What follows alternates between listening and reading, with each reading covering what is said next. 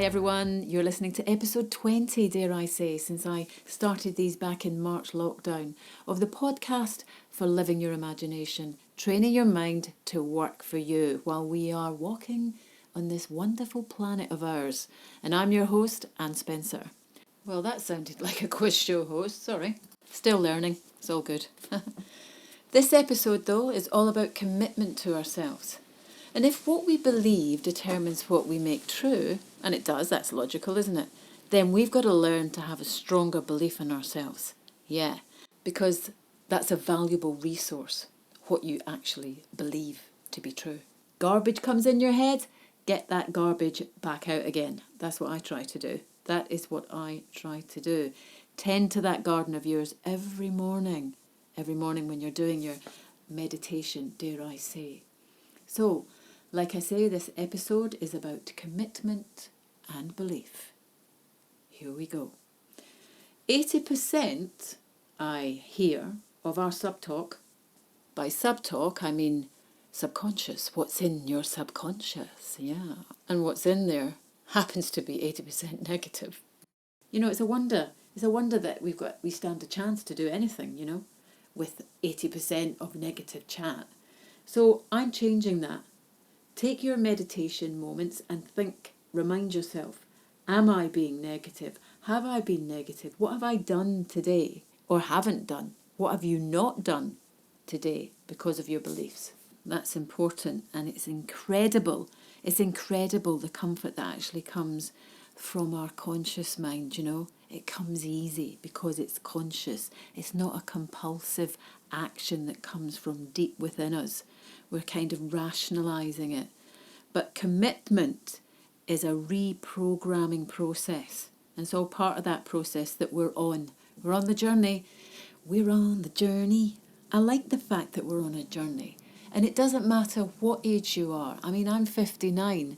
This is probably only a few more months that I can say 50-something. You know, as you can imagine, the next number. But I still feel I'm on a little bit of a journey. Not a little bit. I still feel I'm on a journey. So, if I am, can you imagine yours? All you young people out there, if you're listening, and anyone my age as well, of course, and all in between. But anyway, positive thinking on a surface level is, quite frankly, a waste of time because we rationalise too much in our surroundings.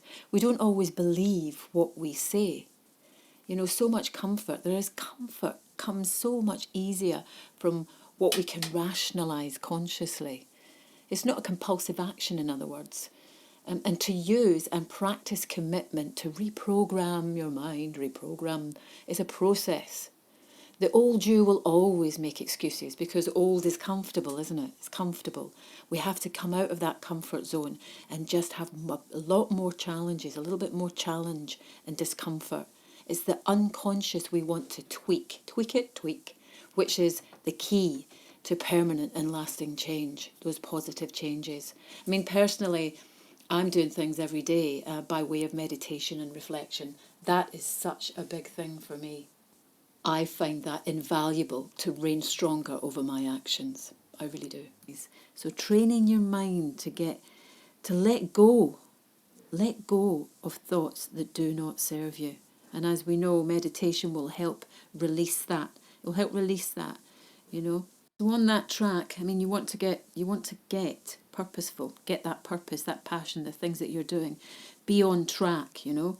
The Maslow theory always said that the highest quality that humanity offers is feeling purposeful.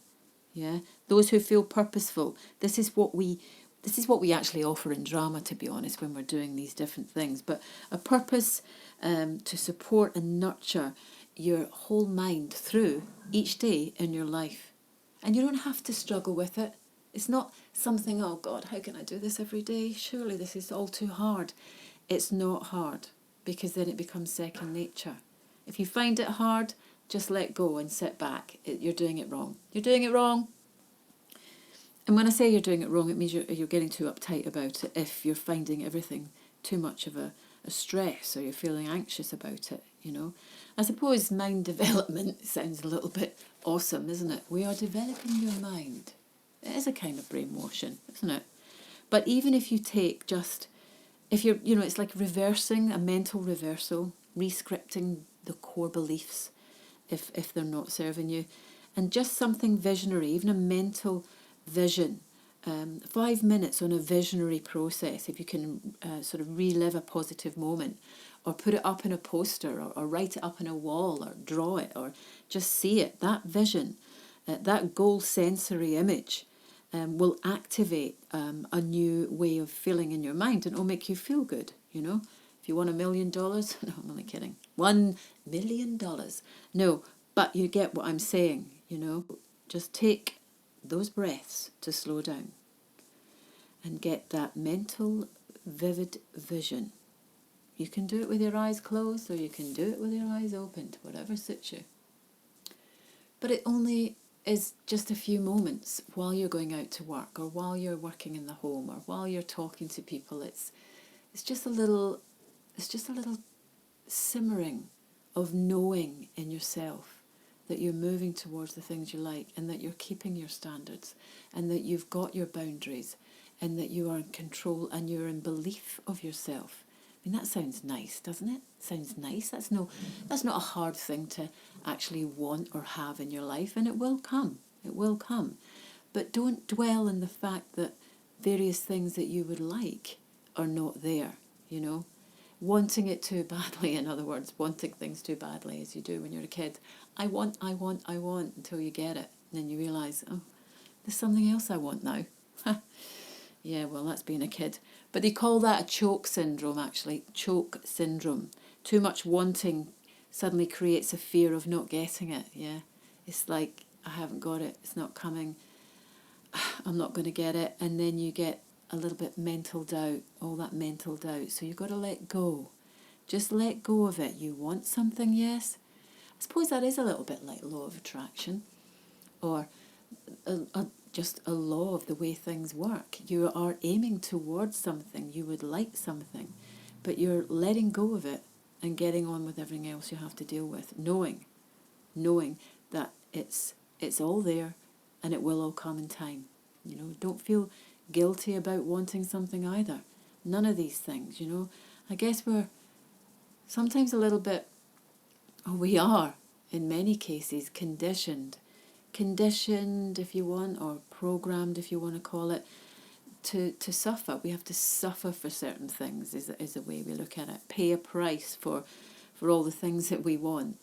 But no, you don't pay a price through your health. It's not the right thing to do. Everything will come in time. Just focus on the days that you have in your life with the people you want to be with. Just slowly working on those things that you enjoy, that you have a passion for, that you're good at, that you will find. We always go through and do little things that maybe aren't quite as enjoyable as we would like them to be, but happiness or contentment is simply a state of mind. Yeah, there really is. So we can't really argue too much for our limitations, as we always say. A bit of a cliche there, but it's not selfish, and it's not wrong to want to be in a better place than you are just now. It's something you cultivate.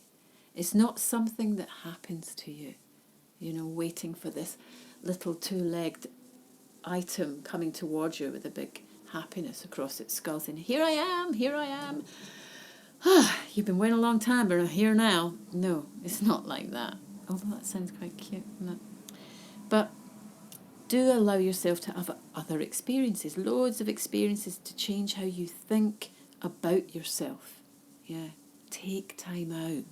Take time out for those mad things that go through your head every now and then. You don't deserve to constantly battle with yourself or put yourself down. That's not allowing for the true you, the true feelings that you have.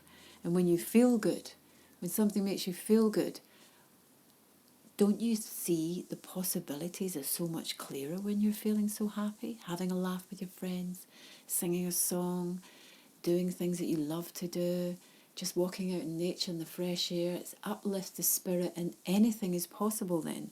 And that is the way it should be. That is. so you can positively address problems that you might see in front of you as well, you know, when things go wrong, because they will. So you're not really seeing failures as your future, or as anything you've done wrong. You know, you learn from it. You know, some you win, some you learn. I've seen that somewhere. That's brilliant. It's a brilliant thing to keep saying. You know, challenges and obstacles, how you see them is what's important, not the actual challenge or the obstacle. Some people go out and look for challenges because they're like, yeah, this is great, let me try this. Doesn't matter if it goes wrong, I've done it. It's another experience, you know, envision that. Live and experience that those present times in your life. You know, be so busy that you're living now in the things that you're doing and enjoying. And you'll attract so many different people as well who are in like-for-like mind. They come to you. You know what it is? It's being absorbed in being alive. Let's not take just that one thing for granted. It's not what we are compared to others, or others compared to us. It's not what others are doing at that moment in time. Our moment in time is for us and us alone. Get absorbed in that. It's your life. It's an important thing to you and nobody else, you know. But other people will come in to your life and you will be able to give so much more easily without trying. You'll just give, and vice versa. It's actually just typically human. For the short time on this planet, you got to enjoy it. There's so many good things out there. And having a focus and a concentration, you know, intensifies those pleasures, there's no doubt. Of just being alive, like I say, but that habit, regardless of fear, various things come in and out, just see yourself differently. You see yourself as happy. And affirming your life to you, mainly, and then it's affirmed to everyone around you. The attitude, yeah. The attitude should just be yes, yeah. Difficult times you're getting into, I do that, and sometimes like, oh, getting overwhelmed. Yes, great, I'm alive to see that. I'll just say yes. Mind you, if you've ever seen The Yes Man, is that? With Jim Carrey, that could lead to all sorts of problems. So you get, again, you know, lagom, a wee bit of this and a wee bit of that, regardless. Affirming, it's not difficult. So immense those powers of your mind, powers to live your life, and then you'll develop your most valuable resource, like I say, and that is your belief and your imagination. And it will become a habit. The habit will be just transformation. The transformation in your life, you will be astounded. It is astounding. I'm constantly seeing things that astound me in the way in which people do things naturally. And even things that have been happening to me when I'm relaxed a little bit more about it. You'll take time to think, well, there's a season for sowing, you know, it's not a rush. Don't rush things, and like I say, don't get that choke syndrome where you're so desperate for something that, you know, because you can't see it, you're worrying you're not going to get it. It'll come. Just, it's out there, you know what you're aiming for, and take those little steps. The season for sowing, in other words, no rush. Process, it's the process. And that actually helps you manifest your goals so much more easily, you know, because you're pushed to do things that you wouldn't normally do without thinking, really. You know, just being grateful for the slow process in which those things appear. Because of the energy that you give when you're feeling good, you know, that comes back tenfold. It comes back tenfold. It must be a magnetic field. A little bit of science tells you that, actually. Yeah, quantum and all that. Couldn't really go in too much into that, but your thoughts are seeds, if you like, in a fertile land. We do like to romanticise here, or I do. Sorry, guys. You're always reaping what you sow. Always reaping what you sow. Don't forget that, you know. Do not define yourselves by situations that you find yourselves in that maybe aren't good. Well, if the situations you find yourself in are pretty good, you're like, yes, that's me all over. Do it, why not? But when things aren't going so good, it doesn't mean anything. Don't define yourself by them. You know, just say to yourself, I'm a human being. It's not beyond knowing. It will keep you going when you can't keep yourself going, if you know what I mean, because you've planted that in your subconscious. Samuel Beckett, I can't go on, I can't go on. What do? You go on. You do go on. So raise those standards in that subconscious mind of yours. You're just a human. You're a human being. Transformation comes with that change, as I say, and if you see that finished result, everyone will benefit from your success. Are you ready to live, guys? Are you ready to live? Nothing is beyond your limitations if it's what you want and you put your mind to it and you believe in yourself. Throughout that and before you reach those stages, we enjoy that process, we enjoy that journey, like I say. But you have to enjoy, really enjoy it, and not neglect those moments that matter, because that will become history tomorrow, and you will look back and it will be a good time, a time that you wish you could get back again.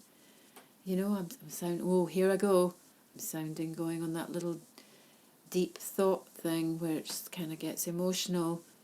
But, you know, with life, emotion does come. Loved ones we love, people we meet, jobs that we've had, ventures, projects, whole journey of life. Enjoy them. Enjoy those people, you know. Enjoy those people. You know, they say the wealthiest place. Who said that? I can't remember who it is this time. I can't remember. But the wealthiest place on the planet is the graveyard. Yeah. Dreams that never became a reality. Oh, I'm so sorry. I mean, goodness, why did I have to pick that one? Dreams that never became a reality. It's rather sad, that, isn't it? I mean, well, you get what I'm saying. Just don't lose your dreams and, you know, fulfill them before you reach that stage, is what I'm saying. Moving on quickly then. Should have picked a better statement than that. A better quote. I don't even know who said it. Anyway, moving on, darlings. Why? Why is the word? I'm going to ask you why. Why fear success? Just go out. Challenge. It's having the belief, like I said, the belief. Don't get too comfortable, but at the same time, don't get anxious about it. Yeah, as paradox, but you can balance this, guys. You can balance this. A continual becoming with a goal in front and not behind. And that's no matter your age. I've said it before. And not feeling worthy, yeah? People who get stuck procrastinating, squandering all your time. And I've done it. I have done it. In fact, periodically through this lockdown, I have been doing it. And you have to get on that momentum. The momentum carries you through. You stop going on that little roller coaster, then you forget how much you enjoyed that speed. Or maybe you didn't. Not if it's the Big Dipper. Maybe I won't use that as an analogy. But anyway, complaining and blaming others, yeah? It's like a dog, innit? It's like a dog lying in a nail. It's not actually hurting him enough to get off it. So he'll moan and groan and just sort of go around it. But, you know, you believe that complaining, you believe you actually are doing something about it. You ain't. Talents and skills in you need developed, need nurtured, need to be remembered, need to be believed in, you know. And those skills in you that haven't been touched yet, just think. Be bolder in life. Just get that bit bolder. Get out and talk and walk. Talk and walk. Absolute clarity. Absolute certainty. Decide to be bold. Don't be casual. Don't be too casual about yourself. Take life on. Be positive. When you know you're going to make it, you will. Be hungry if you want to have a competitive edge, if you like. But as I say, it is a bit of a paradox when I'm saying that, when on the other hand, you don't want to have a choke syndrome. But there's two different things there if you think about it. In terms of just actually being so busy in your life aiming towards it, that competitive edge builds you up into more enthusiasm, to more belief in yourself. You know that thing is coming, whatever it might be for you, because you're working towards it. It's like they say, it's better to be prepared for the opportunity and not to have one than having an opportunity and not being prepared for it. Practice. Better rest, better eating, better exercise, better meditation. Transcend yourself, guys. Practice every single day. That's what I'm saying. Every single day. I know it works. I'm doing it for me. It can be difficult sometimes. You're not alone. Get on track. You'll fall off, but you'll get back up again. You'll fall off and you'll get back up again. That is life. But don't worry about it when you fall off. Just be looking forward to going, well, don't worry. I've experienced it. I'm getting back on again. Absolutely. Absolutely.